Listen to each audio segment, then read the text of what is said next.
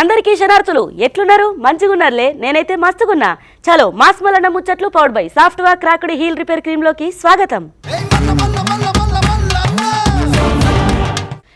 గిన్నెలొక్క దాంట్లో నెంబర్ 1 జగనాలు చేసిందేమన్నా ఉన్నదా ఏపీకి ఏది లేకపాయే అంటే అక్రమాలు అరాచకాలు అన్యాయాలు అక్రమంగా కేసులు పెట్టుడు అది చేసుడు ఇది చేసుడు తప్ప అభివృద్ధి ఏమన్నా ఉన్నదా మళ్ళీ చూస్తే మీదికెంచి అప్పుల కుప్ప లెక్క తీసుకొచ్చి పెడతాంటివి అంటే అంటే దేన్ని పెడితే దాన్ని తాకట్టు పెట్టుడు ఇద్దప్ప ఏమన్నా ఉన్నదా చెప్పు జనాల మీద రుద్దుడే కదా మళ్ళా ఏమంటే ఎడమకాల ఏపీల కాలు పెట్టినవో కానీ ఏపీ జనాలకు దరిద్రం పట్టినట్టే పట్టినవు మాకు అద్దయ్యా అని చెప్పి దుమ్మెత్తిపోతున్నారు ఏపీ జనాలు గోంత అప్పులా గోంత కథనా చెప్పుండ్రి ఇక ఏ రాష్ట్రంలో ఉన్నదా గిట్లా ఇక చూడుండ్రి మీరే పూరా గారుచుకొని వద్దాం పాండ్రి ఎంత తప్పైంది ఏంది కథ అని అయ్యో ఆంధ్రప్రదేశ్లో అప్పులు విశ్వరూపం దాల్సినయుల్లా జగనాలు సర్కారు చేసిన భారీ రుణాలతోని సహా తాజా పరిస్థితుల ప్రకారము మొత్తం రుణాలు చెల్లింపుల భారాలు కలిపి 10 లక్షల కోట్లకు చేరింది ఇక జగనాలు సర్కారు విచ్చలవిడి అప్పులతోని బిల్లులు చెల్లించకుండా పెండింగులు పెట్టుకుంటా వచ్చుడుతోని అప్పుల భారం ఈ స్థాయికి చేరిపోయింది మొత్తం మీద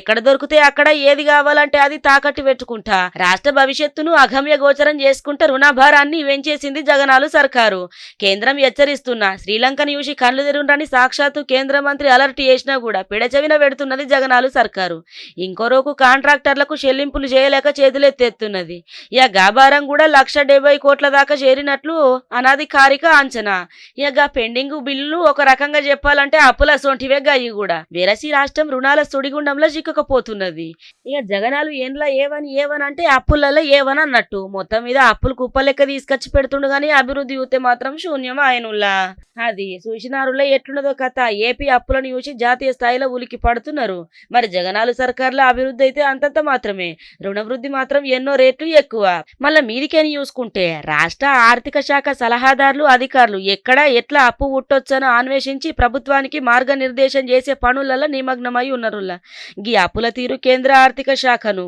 రిజర్వ్ బ్యాంకును ఆఖరికైతే బాంబే స్టాక్ ఎక్స్చేంజిని కూడా భయపెట్టిందంటే అర్థం చేసుకోండి ఎట్లున్నదో కథ ఏం చేస్తాడో ఏమోనమ్మా 4.5 ఏళ్ల పాలన మొత్తం ఆగమాగం చేసి ఏపీలో ఏం లేకుంటే వేసి పెట్టే ఇక ఇప్పుడు చూసుకుంటేనేమో అప్పుల కుప్పలెక్క మారిపాయి ఎందుకు ఆడతారో ఏమోను లాగి ఆన్లైన్ గేములు అసలు సమాజంలో జరుగుతున్న ముచ్చట్లను చూసి కూడా తెలివిలేనట్టే ప్రవర్తిస్తూ ఉంటారు జనాలు అయితే అవునా కాదా చెప్పుండ్రి పని చేసుకుంటే ఇన్ని పైసలు వస్తాయి మరి ఆన్లైన్ గేములలో పని చేసుకున్న పైసలన్నీ పోయి అప్పుల పాలవుడు అటెనక చిక్కి ఆత్మహత్యలు చేసుకునుడు నేను చచ్చిపోతున్నా అని చెప్పి సెల్ఫీ వీడియోలు తీసి పెట్టుడు ఎందుకు చెప్పుండ్రి తల్లిదండ్రులు కాయ కష్టం చేసి తినక ఏం చేయక చేసుకొని పెంచితే ఇట్లా కాబడుతుంది ఏమన్నా ఉన్నదా చక్కదనము ఇక్కడ కూడా గట్లనే అయ్యింది చూద్దాం పాండ్రో పరి అయ్యో ఎందుకు ఆడిపాడైతారో ఏమో గీ ఆన్లైన్ గేములు ఇది బువ్వకచ్చేది కాదు కూరకచ్చేది కాదు ఏమిటి కక్కరకచ్చేది కాదు ఇక ఇట్లా గేములలో మొత్తం సోయి తప్పిపోయి ఉన్న పైకమంతా పోగొట్టుకుంటారు ఇక గట్లనే ఆన్లైన్ గేములలో పైసలు పోగొట్టుకొని ఆత్మహత్య చేసుకునేందుకు సెల్ఫీ వీడియో తీసి సోషల్ మీడియాలో పెట్టిండు ఒక బాధితుడు ఆన్లైన్ గేమ్ వల్ల లక్షలు పోగొట్టుకున్నాను అసలు ముఖ్య కారణం పొడగొట్టుకోవడానికి కారణం అయితే మా డాడీ నేను ఎకరం భూమి అమ్ముకున్నాను నన్ను ఏం పని చేసుకొని లేదు ప్లస్ 3 నెలలు పైసలు పెట్టుకొని అట్లా వెయిట్ చేశాను మా ఆయన కోళ్ళపరమే లేదు అటు బొంగొండే బొంగొనే లేదు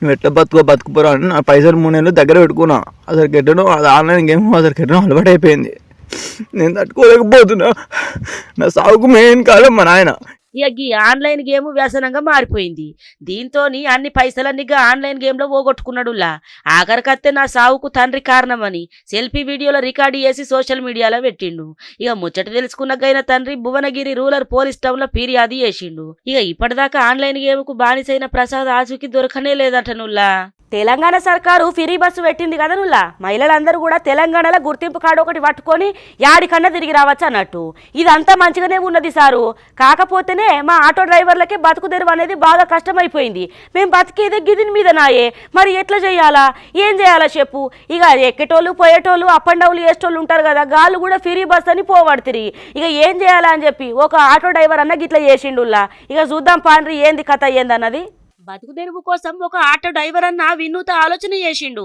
తెలంగాణ సర్కారు మహిళలకు ఉచిత బస్సు ప్రయాణం పెట్టుడుతోని ఇక దినం ఆటోలలో అప్ అండ్ డౌన్ చేసే టీచర్ అమ్మలు, చిన్న చిన్న ఉద్యోగం చేసే మహిళలు ఆటో ఎక్కుడు మానేసి బస్సులలో పోతున్నారు పిరి బస్ అని. ఏం చేయాలనో కూడా అర్థం కాక ఇక ఈ ఆటో డ్రైవర్ అన్న తన ఆటోను మొబైల్ టీ స్టాల్ గా మార్చుకున్నాడులా. సూర్యాపేట జిల్లా మూతే మండలం సర్వారంకు చెందిన లవన్ కుమార్ దశాబ్ద కాలంగా ఆటో నడుపుకుంటా కుటుంబాన్ని పోషించుకుంటున్నాడట. తెలంగాణ సర్కారు మహిళలకు ఉచిత బస్సు ప్రయాణం పెట్టుడుతోని ఇక గిరాకీలు ఒక్కసారిగా తగ్గుడుతోని బతుకు తెరువు భారంగా మారుడుతోని ఏం చేయాలనో అర్థం కాక ఆటోను అమ్ముకోలేక ఇక తన ఆటోను ఒక మొబైల్ టీ స్టాల్ గా మార్చి సూర్యాపేట నుంచి వెళ్ళి ఖమ్మంకి వచ్చిడు ఈ ఆటో డ్రైవర్ అన్న. గైననేమో మాట్లాడుతున్నాడు కదా, ఇందాం పాన్రో త్యాప. నా పేరు లవన్ కుమార్, మాది సూర్యాపేట జిల్లా మోతే మండలం విలేజ్ సర్వారం అండి. ఇప్పుడు ప్రస్తుతం ఈ కాంగ్రెస్ ప్రభుత్వం మహిళలకు ఉచితంగా బస్సు వేయడం వల్ల మంచిగానే ఉంది, ఆలోచన మంచిదే. కానీ మాలాంటి ఆటో నడుపుకొని నడిపే వాళ్ళకి జీవనవృద్ధి వెళ్ళడం కష్టంగా ఉంది. ఏం చేయాలని అర్థం కావట్లేదు. దానివల్ల నేను ఈ మొబైల్ టీ షాప్లో మార్చుకొని నడిపించాల్సి వస్తుంది. ఇది నా సొంత ఆటో, నా ఆటోనే ఇలా మోడిఫై చేసుకోవాల్సి టీ పైన నడుపుతున్నాను. మా దగ్గర పనులు అంటే గిరాకులు నడవట్లేదు, ఆటోలు సరిగ్గా నడవక ఇక్కడ ఖమ్మం వచ్చి టీ పైన పెట్టుకుంటారు. అది చూసినారులా గదన్నట్టు కథ. ఇక తెలంగాణ సర్కారు మహిళలకు ఉచిత బస్సు ప్రయాణం పెట్టుడు మంచిదే గాని దాంతోని మా ఆటో డ్రైవర్ల బతుకు తెరువు మస్తు కష్టంగా మారింది. అందుకే నా ఆటోను గిట్ల టీ స్టాల్ గా మార్చుకున్నా అని చెప్పి చెప్పుకొచ్చిండు గీ డ్రైవర్ అన్న మొత్తం మీద. ఈ గాలిపంక పాటోళ్ళు ఎందుకు పోతారో ఏమోనుల్లా గడప గడపకు అనే కార్యక్రమం పెట్టుకొని ఏమన్నా 4 మంచి పనులు ఎత్తి గిది చేసినామమ్మా మంచిగా పని చేస్తున్నదా అన్న అందుతున్నాయా అని చెప్పి అడగనీకి పోవాలా. వీళ్ళు 4.5 ఏళ్ల కాంచెల్లి చేసింది ఏం లేకపోయా గానీ మేము అంత చేసినాం ఇంత చేసినామని పోతే జనాలు ఉత్తగా ఊకుంటారా చెప్పుండ్రి. వీళ్ళు పోయిన ప్రతి త్యాప యాడికి పోయినా సరే జనాలందరూ ముఖం మీదనే 20 మాటలు అనాలా, వీళ్ళు వెనక ముఖం పెట్టుకొని పోవాలా. గిదే నడుస్తా ఉన్నది. ఇక్కడ కూడా ఒక ఎమ్మెల్యేకు నిరసన సెగదలిగింది. గడప గడపకు అనే కార్యక్రమం పెట్టుకొని పోతే గడపలకెంచి ఎల్లగొట్టినంత పని అయింది. కావాలంటే చూడుండ్రి.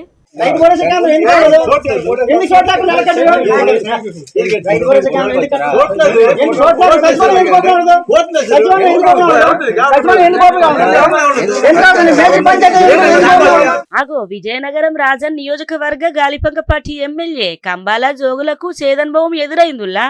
రేగిడి మండలం సంకిలి ఊర్ల గడప గడపకు మన సర్కారు కార్యక్రమంలో పాల్గొన్న ఎమ్మెల్యే జోగులకు ఇక జనాలు ఏడికాడ అడ్డుకున్నారు అనుకోరాదు రే.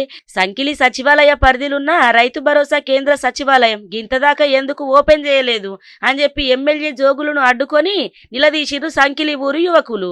ఈ 4.5 ఏళ్లల్లా మా ఊరికి ఏం చేసిండ్రు, ఇంకా మా ఊరికి ఎందుకు వచ్చిండ్రు గడప గడపకనే కార్యక్రమం పెట్టుకొని వెళ్ళిపోండికేంజ్ అని చెప్పి యువత మహిళలు నిలదీసిండ్రులా. గడప గడపకు అని వచ్చి జనాలతోని ఫోటోలు దిగుడు తప్ప ఇక ఎమ్మెల్యేగా దేనికి పనికిరారు మీరు అని చెప్పి మస్తుగా గరమైనరు. మా వాలంటీర్లు అని గొప్పలు చెప్పుకుంటున్న సర్కారు వాలంటీర్లకు 8 నెలల నుంచి జీతాలు పడకపోయినా అడిగే నాదుడే లేదని ఎమ్మెల్యేపై మస్తుగా మండిపడ్డారు.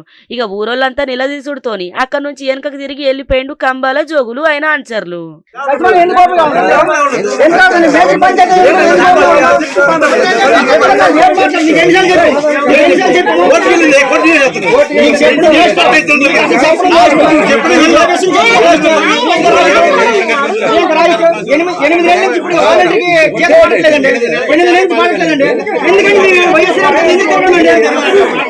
అడిగి పోయినా గిట్లా వెనకకు తిరిగిపోవుడేనాయి. మరి ఎందుకు పోతారో ఏమో గడప గడపకు అనే కార్యక్రమం పెట్టుకొని జనాలతోటి మాటలు పడుడంటే మస్తు ఇష్టంగా వచ్చు గాలిపంక పాటోళ్లకు. ఎక్కడ పోయినా గిదే తీరు, ఏడవైనా షేద అనుభవాలేనాయి, ఏడవైనా నిరసన సెగలు ఎదురవుడేనాయి. జనాలు ఏడికాడ నిలదీసుకుంటే ఏడికాడికి గాడికి పడేస్తున్నారు. ఆయన బుద్ధన్న రాదాయ గాలిపంక పాటోళ్లకు గీ తీరుగా బుద్ధి చెప్పినా కూడా.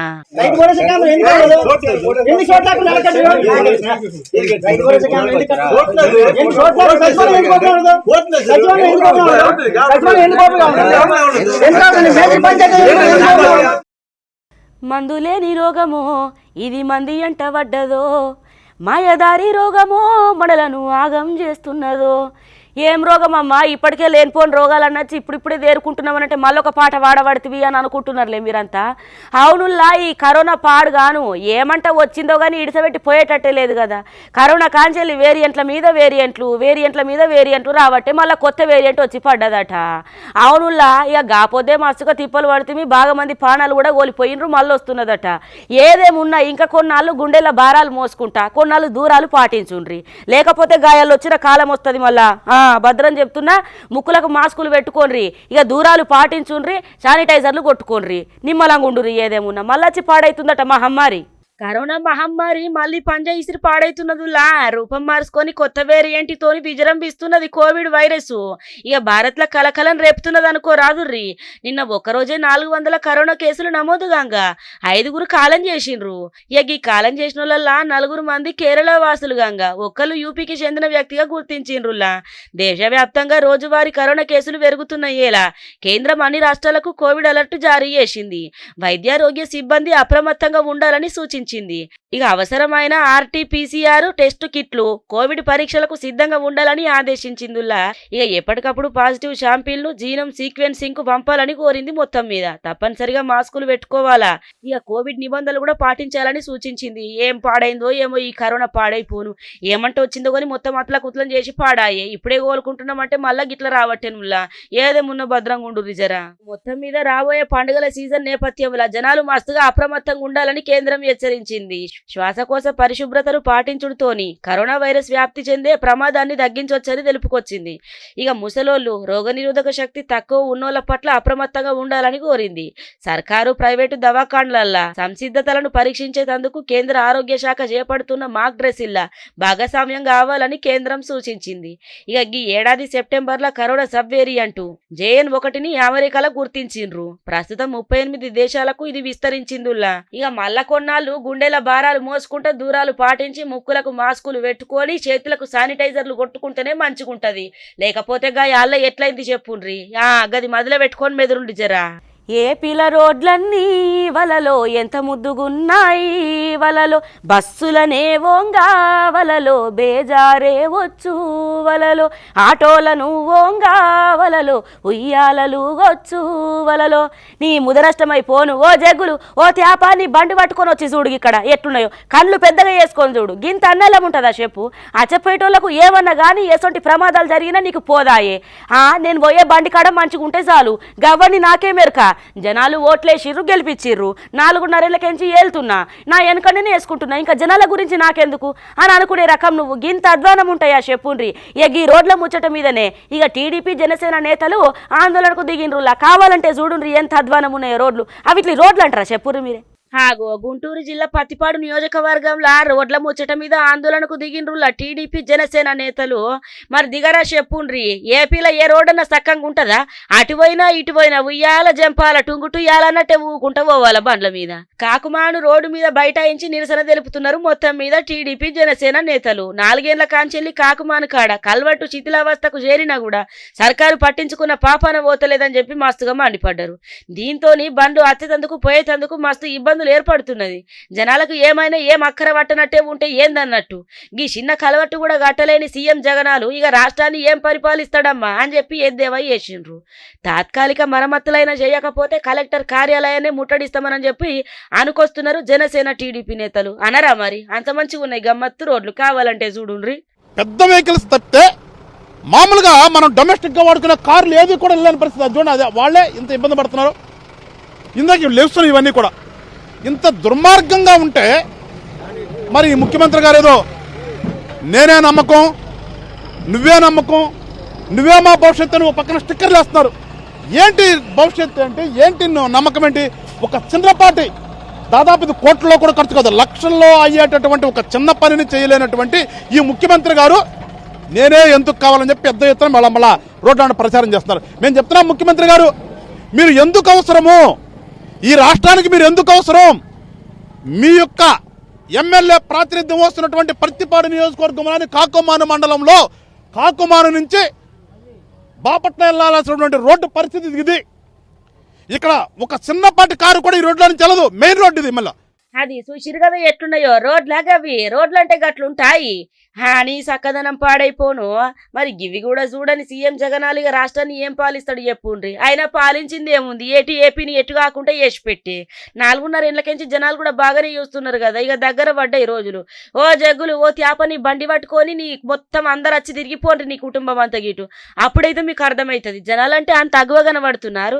నువ్వు పోయే రోడ్లు మంచిగా సక్కంగా వేసుకుంటే బాగుంటది కానీ జనాలు పోవద్దా గట్లా నీ ముద నష్టమైపోను అని మస్తు గరమవుతున్నారు ఏపీల జనాలు. ఇక ఏం కొనేటట్టున్నది చెప్పుండ్రి. ఉన్న ధరలన్నీ పెరగబట్టే బియ్యం అని కూరగాయలని పప్పులని ఆఖరికి కోడిగుడ్డు ధర కూడా 7 రూపాయలు పెరిగాయి. ఇక ఏం కొంటాం, ఏం కొనేటట్టు లేదు, ఏం తినేటట్టు లేదు, నాగులో నాగన్న ధరలు ఇట్లా పెరగబట్టే నాగులో నాగన్న అన్నట్టే ఉన్నది. బక్క పేదోళ్లకు కట్టకాలం కాటేసినట్టే ఉన్నదిలా. ఎల్లుల్లి ధర 300కు వలుకుతున్నది కిలో కంటే. ఏం చెప్తాను చెప్పుర్రి, చూద్దాం పాండ్రి ఒకసారి ధరలు ఎట్లా పెరిగినాయో. ఏం కొనేటట్టు లేదు, ఏం తినేటట్టు లేదు, నాగులో నాగన్న ధరలు ఇట్లా పెరగబట్టే నాగులో నాగన్న అన్నట్టే ఉన్నది కదా నుల్లా. దేశంలో నిత్యావసర సరుకుల ధరలు బగ్గుమంటున్నాయి. ఏది ముట్టినా కూడా అందరే వలకబట్టి కూరగాయల నుంచి బియ్యం దాకా అన్నింటి ధరలు భారీగా పెరిగిపోయినాయి. జనాలు ఈ నిత్యావసర సరుకులు కొనాలంటేనే 100 సార్లు ఆలోచిస్తున్నారు.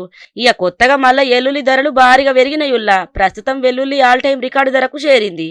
ఇక అల్లంతో పాటు ప్రతి వస్తువులది గిదే పరిస్థితి. ఎన్నడూ లేని విధంగా ధరలు పెరుగుడుతోని ఇక వినియోగదారులు ఆందోళన వ్యక్తం చేస్తున్నారు. ఇక వర్షాలకు వెల్లుల్లి పంట నీట మునుగుడుతోని మార్కెట్ల నిల్వలు దగ్గుడుతోని ఇక మొత్తం ధరలు పెరుగుతున్నట్లు వ్యాపారులు అంచనా వేస్తున్నారు. 200కు కిలిస్తున్నాడు. ఏం తింటాం చెప్పు మేము సారు, ఏం తింటాము, ఏం కొనాలి, ఏం చేయాలి, మేము కష్టం ఎట్లా చేసుకోవాలి చెప్పు. 200 కిలో ఇస్తుండు, 240 అంటున్నాడు. ఏం తినాలి, ఏం బతకాలి, అన్ని పెరుగుడు పెంచుడు మీదనే ఉన్నారు. మస్తు రేటు ఉన్నాయి సార్. అల్మెల్గడ్డ వంటనే 200 అవుతున్నది ఒక్క కిలోకు. 240 అంటున్నారు. ఇవన్నీ ధరలు దించాలి సార్, మాకు అన్ని మాకు ధరలు దిగాలి. అదే చూసినారుల్లా కథ పాడైపోను. ఇక ఏం కొంటాం, ఏం తింటాం. ఉల్లిగడ్డకు ఎల్లిపాయ కూడా 300 కిలో కంటే ఏం కొంటాం చెప్పుండ్రి. కోడిగుడ్డు ధర చూస్తే 7 రూపాయలు ఆయే, ఉల్లిగడ్డ ధర చూస్తే గట్లయిపాయే. గప్పటిదాకానేమో టమాటాలు అట్లా వలికే, ఇప్పుడు చూసుకుంటేనేమో ఇట్లా నాయే. బియ్యం పెరిగే, అన్ని పెరిగే. ఇక ఏం తింటాం, ఇక గలి కాసుకొని దాయకాడికే వచ్చినట్టున్నది కదా కథ పాడైపోను. మధ్యతరగతి కుటుంబాలకు ఇక ఏడుపే ఉన్నది. కూరగాయల రేట్లు చేయంగా ఈ నిత్యావసర ధరల రేట్లు పెరగంగా ఏందో ఏమో పోండ్రి. కట్టకాలం కాటేస్తున్నట్టే ఉన్నది బక్కపేదోళ్ళని. ఇయో గివన్నట్టుల్లో ఇయాల్టి మాస్ బలన ముచ్చట్లు powered by software cracked heel repair cream. చూస్తూనే ఉండుర్రి మళ్ళీ రేపిడ్ పడదాకా మీ TV5 ఇగుంటా. ఇంకిన్ని మంచి మంచి ముచ్చట్లతోటి మళ్ళీ రేపు కలుద్దాం.